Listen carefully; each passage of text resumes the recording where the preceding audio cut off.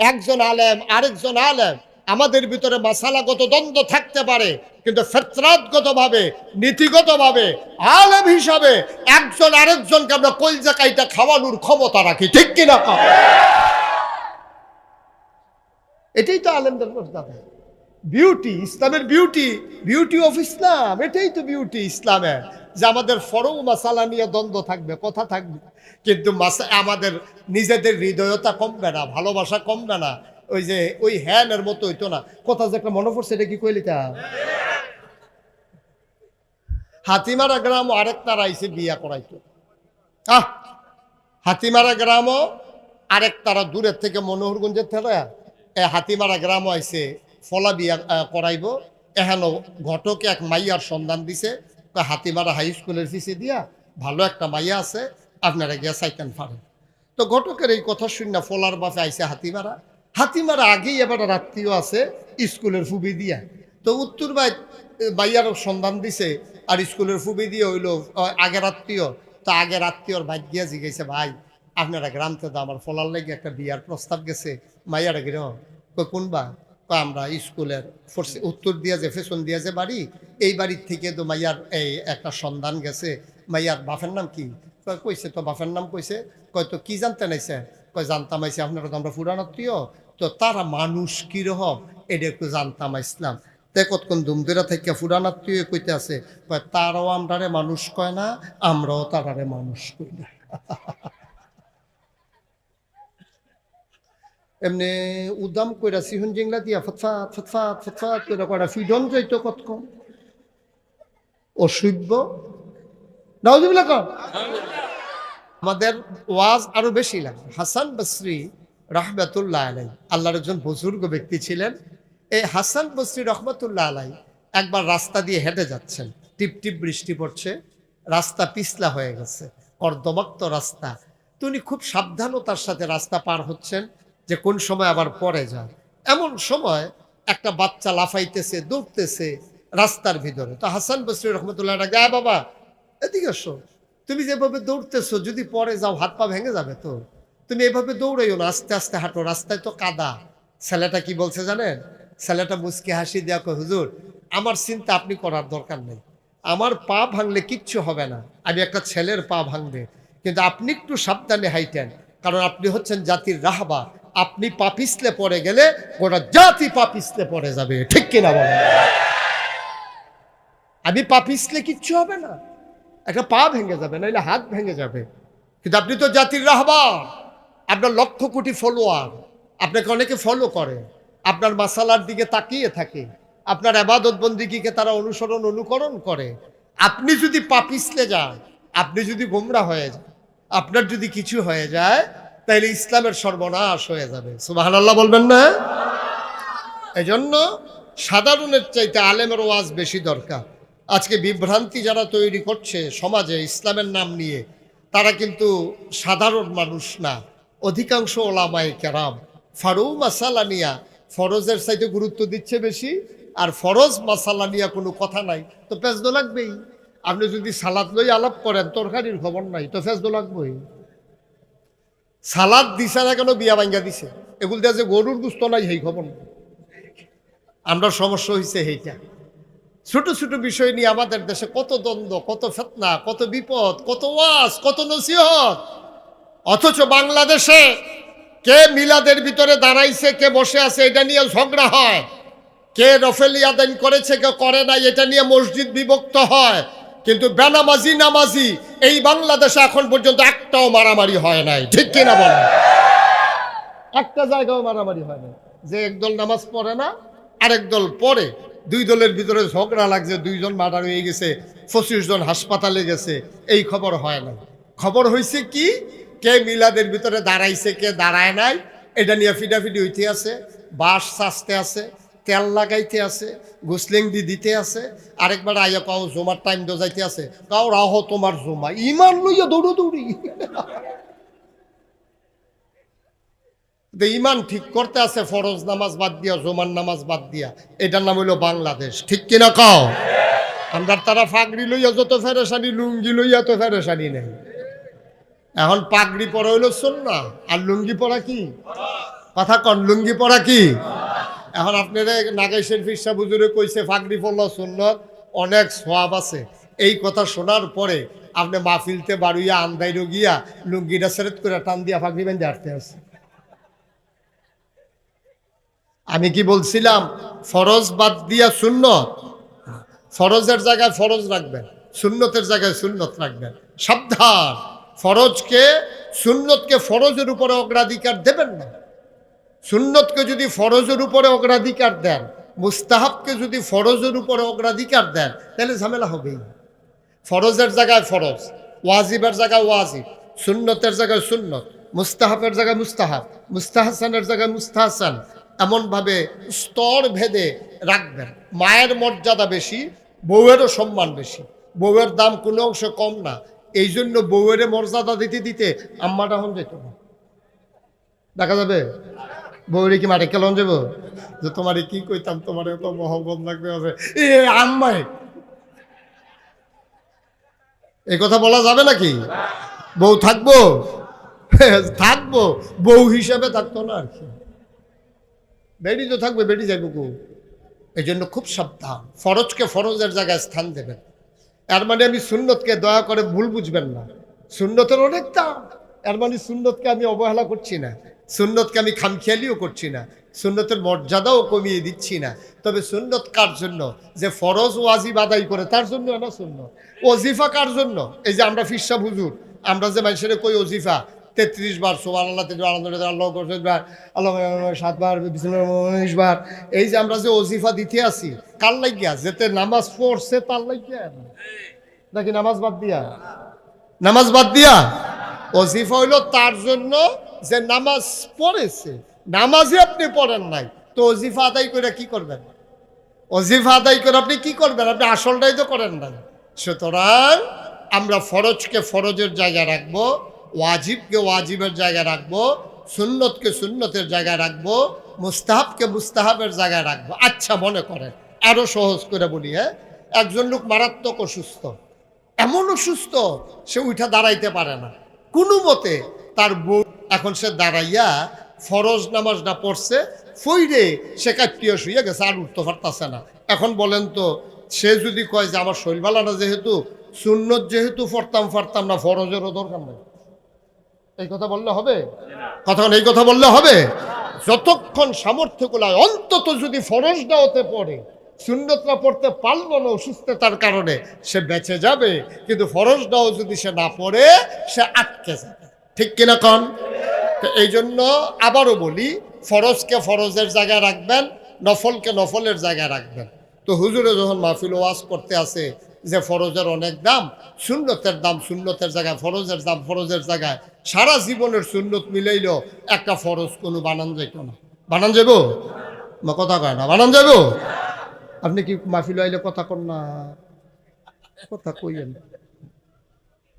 সারা জীবনের সুন্নত মিলাইলে হুজুর একটা ফরজ বানান যাইবনি? কথা কন যাইব? তো হুজুরে নোয়াখালীর হুজুরে আমরা কুমিল্লা ওয়াজ করতো। তা আমরা কুমিল্লার মানুষ চালাক না, কিন্তু বুদ্ধিমান। আমরা কটা চালাক না, ওই অন্তত বুদ্ধি তো চললে ফিরে খাইতাম পারি তো আমরা। তো কুমিল্লা যখন হুজুরে ওয়াজ করতে আসে, অনেক সুন্দর সুন্দর কথা কয়, কি সুন্দর গুছাইয়ে গুছাইয়ে গুলগুল গুলগুল কইরা কথা কইতে আছে। তারপরে কুমিল্লার এক বেড়া খেরিয়া কয়, হুজুর আপনি যে কইলেন সারা জীবনের সুন্নত মিলাইলেও একটা ফরজ বানাইতাম পারতাম না, তৈলে কি সুন্নতরি ফাও গেল? আপনি অন্তত এইটা কর না, যে না হইলে বাড়াইয়া করাম আর কি, করে বেশি বাড়াইয়া করলেও কি একটা ফরজ বানান যাইতো না? কয়টা সুন্নত মিলাইলে একটা ফরজ বানান যাব, এটা যদি কুদুর কইয়া দিতেন। নোয়াখালীর হুজুর যখন এই কথা জিগাইছে, এখন বেড়ায় চুপ করে বইয়া রয়েছে। বেড়ায় কয় জীবনে কত মাসালা জিগাইল মানুষে, এই কারবার তো আর কেউ জিগাইছে না। এটা কি বিপদও পড়লাম, কয়টা সুন্নত মিলাইলে কয়টা নফল মিলাইলে একটা ফরজ হয়, এটা কেমনে কইতাম? হুজুর অনেকক্ষণ চুপ করে বইয়া রয়েছে। বইয়া সেটা কইতে আছে, ভাই আপনি যে আমার জিগাইছিলেন, কি তা না জিগাইছিলেন? কই জিগাইছিলাম কয়টা সুন্নত মিলাইলে একটা ফরজ বানান যায়। হুজুরে চুপ করে থাইকা কতক্ষণ পরে কয়, যতটা সুপারি গাছ মিলাইলে একটা নারিকল গাছ বানান যায়। হাতিমারার মুসলমান সারা জীবনের যদি সবগুলো পৃথিবীর সুপারি গাছ একসাথে করে নাও, একটা নারিকেল গাছ যেমন বানানো যাবে না, নারিকেল গাছের গুরুত্ব নারিকেল গাছের জায়গায়, সুপারি গাছের জায়গায় সুপারি গাছের গুরুত্ব। সারা জীবনের সুপারি গাছ মিলাইলে একটা নারিকেল গাছ যেমন বানানো যাবে না, সারা জীবনের নফল মিলাইলে একটা ফরজ বানানো যাবে না, যাবে না, যাবে না। ঠিক কিনা? কথা কোন ঠিক কিনা? পেছনে জায়গা হচ্ছে না, তো কি করতে হবে? সামনেও তো আমি দেখতে পাচ্ছি না যে কিছু জায়গা ফাঁকা আছে, আমি তো দেখতে পাচ্ছি না। তা আপনারা দয়া করে এই যদি মনে করেন যে আপনি একটু আগাইয়া বসলে আপনার ভাই পেছনে বসতে পারবে, তাহলে আপনি সোয়াব পাবেন না? এটা অবশ্যই সোয়াব পাবেন। যাদের সামনে ফাঁকা জায়গা আছে তোমরা আর একটু আগাও। এই কথা বলা ছাড়া কি কোনো কাজ করা যায় না? বুঝলাম না কিছু, কথা বলতে হবে কেন? সবাই একটু আগাইয়া বসতে বলছি, কথা বসতে বলি নাই তো। আহা, আপনি কি আমার থেকে বেশি জোরে করতেন? সবাই এই তোমার সামনে জায়গা নাই বাবা? তোমার সামনে জায়গা আছে? ও মাটি না? ওকে, ঠিক আছে, ঠিক আছে। হ্যাঁ, মাশাআল্লাহ। আর্জেন্টিনা বসো। এটা তো তুই একটা ইন্টারন্যাশনাল মাহফিল বানাই লইছ। আর্জেন্টিনাতে লুকাইয়া পড়ছে ওয়াজ হনের লিগে, সাংঘাতিক অবস্থা যাইতে আছে। না ওটা ওটার দরকার না, ওইখানে আর পারবে না। হ্যাঁ ঠিক আছে, বসে পড়ুন। ওকে, মাশাআল্লাহ, অনেক লোক আসছেন আপনারা না? হ্যাঁ, কথা বললেন না, স্ট্যান্ড লড়া যাবে না, স্ট্যান্ডে লড়লে রেকর্ড লড়ে যাবে। আপনাদের একটু সামনে জায়গা আছে, একটু আগাইয়া বসান। জি ভাইয়া, ওই জায়গা নাই দেখে বারান্দা তাইয়া খেরুইবেন, এই আশাবাদ দিয়া বারান্দা খালি করেন। এই যে এখান থেকে সরেন তিনজন। হ্যাঁ, আপনি যে কইতে আছেন আপনি আগে সরেন। হ্যাঁ, আপনারাও সরেন, দুটো জয় সরা, যে আমাকে জায়গা ফাঁকা করে দিতে হবে। তো বলেন আলহামদুলিল্লাহ। বাবা এটা বন্ধ করো, এতবার বলা লাগে না এক কথা, এতবার বলা যায় না, এতবার বলা যায় না। ঠিক আছে, এরকম সব এরকম নিথর নিস্তব্ধ থাকবো আমরা ইনশাআল্লাহ। আমিন বলেন। তো যেই কথাটুকুন বলছিলাম, আল্লাহ তাবারক ওয়া তাআলা যুগে যুগে নবী এবং রাসূল পাঠিয়েছেন। কেন পাঠিয়েছেন? অন্ধকার থেকে আলোতে, গুমরাহি থেকে হেদায়েতে, কুফর থেকে ইসলামে নিয়ে আসা, এটা নবীদের কাজ। সুবহানাল্লাহ কোন? এই নবীরা এই কাজ করেছেন। এই জন্যে আমরা যারা ওলামায়ে কেরাম, যাদের ব্যাপারে নবী বলেছেন আল ওলামাউ ওয়ারাসাতুল আম্বিয়া, ওলামায়ে কেরাম নবীর ওয়ারিস, এই হিসাবে আমাদের সাবধানতা লাগবে বেশি। আমাদের কথা শুনতে হবে মনোযোগের সাথে, কথা বলতে হবে খুব মেপে মেপে। এমন কোনো কথা আম মাহফিলে বলা যাবে না যেটার কারণে বিশৃঙ্খলা তৈরি হতে পারে। ফারো মাসালা নিয়া বিশৃঙ্খলা তৈরি করা যাবে না। এটা যার পারে করুক, যে না পারে না করুক, অন্তত বিধানগুলো যেন সঠিকভাবে আল্লাহর দেওয়া ফরজ বিধান, কোরআনুল কারীমের 500 যে আয়াত, আহকামুল কোরআন, এগুলো যেন আমরা সুন্দরভাবে পালন করতে পারি। আল্লাহ যেন তৌফিক দান করে। সবাই কন আমিন। জোরে কন। এতে আর জোর হবে না, আরেকটু জোরে বলেন আমিনটা একটু জোরে রাখেন। হ্যাঁ, কারণ মাহফিলে এটা হচ্ছে গিভ অ্যান্ড টেক, দেওয়া নেওয়া, চাওয়া পাওয়া, আদান প্রদান। মাহফিল হচ্ছে আমি আমার তৌফিক অনুযায়ী ওয়াজ দেব, আর আপনার আপনাদের তৌফিক অনুযায়ী যেখানে সুবহানাল্লাহ আলহামদুলিল্লাহ বলা দরকার এটা বলবেন। হুজুর আর একটু ঘুরে বসে আমার দিকে ফিরা। মাশাআল্লাহ, সব হয়েছে না? সুবিধা হয়েছে। হ্যাঁ, আমিন কর, জুড়ে কন, আরো জুড়ে। তাহলে 1,24,000 মতান্তরে 2,24,000 এটা বলার উদ্দেশ্য না। উদ্দেশ্য হচ্ছে লক্ষ লক্ষ নবী এবং রাসূলুল্লাহ পাঠিয়েছেন। বলেন সুবহানাল্লাহ। একজন নবী পাবেন না, যেই নবীর জীবনে একটা গোনা হয়ে গেছে এমন একজন নবীও পাবেন না। কেন পাবেন না? কারণ নবী নিজেই যদি গোনা করে তাইলে উম্মতের জন্য তিনি হাদি হতে পারবেন না। মানুষ বলবে এই বেটার কথা কি শুনবে, বেটা নিজেই তো গোনা করে। তো এই জন্য নবীরা মাসুম, আল আম্বিয়াউ মাসুমুন। এটা আমাদের আকীদা, আমাদের বিশ্বাস, এটা আমাদের ইসলাম। যে নবীরা কখনো গুনাহ করেন না, গুনাহ করার সম্ভাবনাও নবীদের নাই। আল্লাহ যেন হেফাজত করে আমাদেরকেও। সবাই কোন আমিন। বন্ধুরা আমার, ভাইরা আমার, যেই জামানায় যেই জিনিসটার চাহিদা বেশি, নবীদেরকে আল্লাহ ওই জমানায় ওই জিনিসটা দিয়েছেন বেশি। এমন একজন নবী পাবেন না ওই জমানায় জিনিসটার চাহিদা ছিল অথচ দেন নাই। যেমন ইউসুফ আলাইহিস সালামকে কেন আল্লাহ সুন্দর বানালেন? ওই জমানার মানুষগুলো সুন্দরের পূজারী ছিল। সুন্দর মানুষ দেখলে তার অনুসরণ অনুকরণ করত আল্লাহ তাবারক ওয়া তাআলা। এজন্য ইউসুফ নবীকে এত সৌন্দর্য দিলেন। দুনিয়ার অর্ধেকটা সৌন্দর্য ইউসুফ আলাইহিস সালামকে আল্লাহ দান করে দিলেন। বলেন সুবহানাল্লাহ।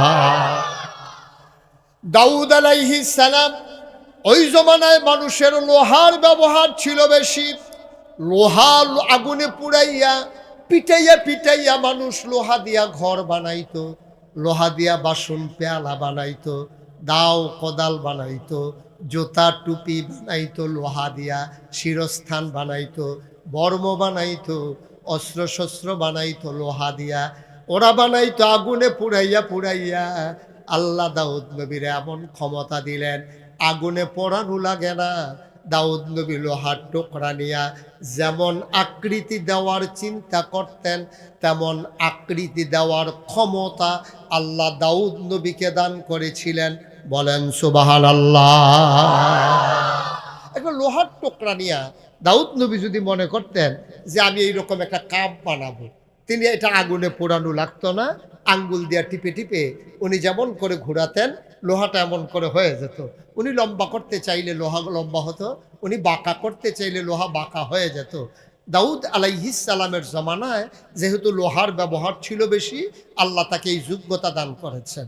দেখা গেছে অনেক গরিব মানুষ যখন এই কাবারের দোকানে লোহা নিয়ে গেলে তার একটা দাও বানাইতে মজুরি নিত, তো তারা গরিব মানুষ যারা, তারা ওই দাউদ নবীর কাছে আসতো। আয়সা বলতো, ছোটো বাচ্চা আয়সা বলতেছে, দাউদ নবী, আম্মা আমারে পাঠাইছে, আমার আব্বা নাই, আমরা গরিব মানুষ, আমরা এতিম মানুষ, আমরার এই লোহার টুকরাটা আছে, আমরার একটা এই কুবান্না দাও বানান দরকার।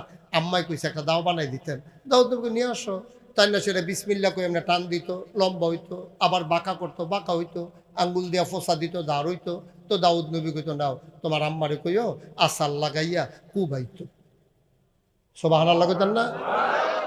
দাউদ নবীর দুইটা স্পেশাল কোয়ালিটি, অনন্য বৈশিষ্ট্য আল্লাহ দান করেছিলেন। একটা ছিল লোহাকে পানি করার ক্ষমতা, আরেকটা ছিল সুন্দর কণ্ঠ। সুবহানাল্লাহ বলবেন না? এই জন্যে আমরা যখন জান্নাতে যাব, আল্লাহ আমাদেরকে যে অনন্য একটা নেয়ামত দেবেন, এই নেয়ামতটার ভিতরে অন্যতম একটা নেয়ামত হলো, আল্লাহ বলবেন, এই সবাই চুপ, সবাই চুপ মেরে যাবে। আল্লাহ বলবেন, দাউদ সবার প্রশান্তির জন্য একটু কোরআন থেকে তেলাওয়াত করে দেখি। সুবহানাল্লাহ বলবেন না? সবাই চুপ মেরে যাবে। দাউদ নবী কোরআন তেলাওয়াত করবেন, আমরা মন্ত্রমুগ্ধের মতো তার তেলাওয়াত শুনবো। সুবহানাল্লাহ বলবেন না? মুসলমান, আদম আলাইহিস সালামকে দুইটা উপাধি দিলেন। তিনি আবুল বাশার, তিনি হচ্ছেন আদামু সাফিউল্লাহ। নূহ আলাইহিস সালামকে বললেন আদমে সানি, ইব্রাহিম খলিলুল্লাহ, ইসমাইল জাবিউল্লাহ, মূসা কালিমুল্লাহ, ঈসা রূহুল্লাহ। সুলাইমান নবীর দিলেন রাজত্ব, দাউদ নবীর দিলেন সুন্দর কণ্ঠ, ইউসুফ নবীর দিলেন সুন্দর চেহারা। স্বাভাবিকভাবে আমরা হাতিমারা মাহফিলে যারা এসেছি, আমাদের হৃদয়ে প্রশ্ন জাগে, সব নবীরে সব দিলেন, আমার নবীরে কি দিলেন? জানতে মন চায় নাকি চায় না? কোন জায়গায় সুবহানাল্লাহ কোন লাগে আপনার আন্তাজ আছে না? আপনার দিকে কিছু কইলেন না দি হুজুরে কয় আমি সে আরো জায়গা পাইছি না, আমি কয় আমি কি কইয়েন এই বছর পাইছেন না, কামলা সামনের বছর আগে আগে বইয়া থাকবে।